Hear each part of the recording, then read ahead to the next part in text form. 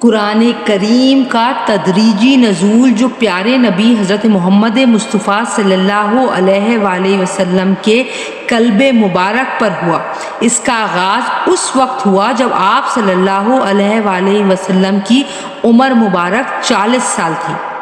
اس نزول کی ابتدا بھی صحیح قول کے مطابق لیلۃ القدر میں ہوئی ہے، لیکن یہ رات رمضان کی کون سی رات تھی اس کے بارے میں کوئی یقینی بات نہیں کہی جا سکتی۔ بعض روایات سے رمضان کی 17ویں تاریخ، بعض سے 19ویں اور بعض سے 27ویں شب معلوم ہوتی ہے۔ بات کرتے ہیں سب سے پہلے نازل ہونے والی آیت کی۔ ناظرین، صحیح قول یہ ہے کہ حضرت محمد مصطفیٰ صلی اللہ علیہ وآلہ وسلم پر قرآن کریم کی سب سے پہلی جو آیتیں اتری وہ سورہ علق کی ابتدائی آیات ہیں۔ صحیح بخاری میں حضرت عائشہ صدیقہ رضی اللہ تعالیٰ عنہ اس واقعے کو یوں بیان فرماتی ہیں کہ حضرت محمد مصطفیٰ صلی اللہ علیہ وآلہ وسلم پر نزول وحی کی ابتدا تو سچے خوابوں سے ہوئی تھی۔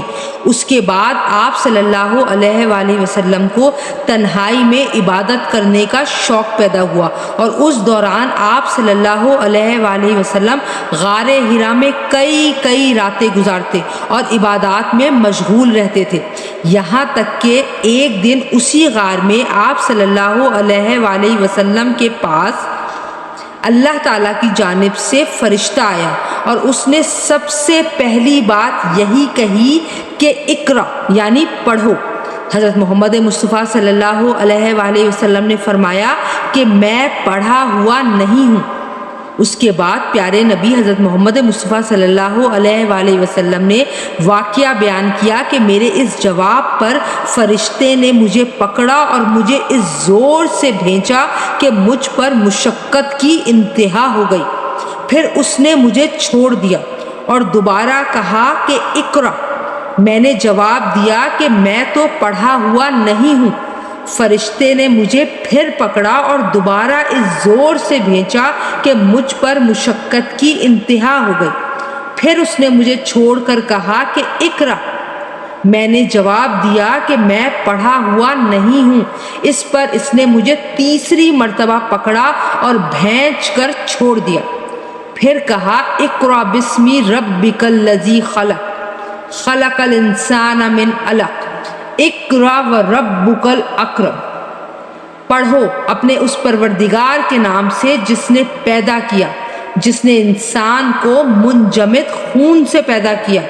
پڑھو اور تمہارا پروردگار سب سے زیادہ کریم ہے۔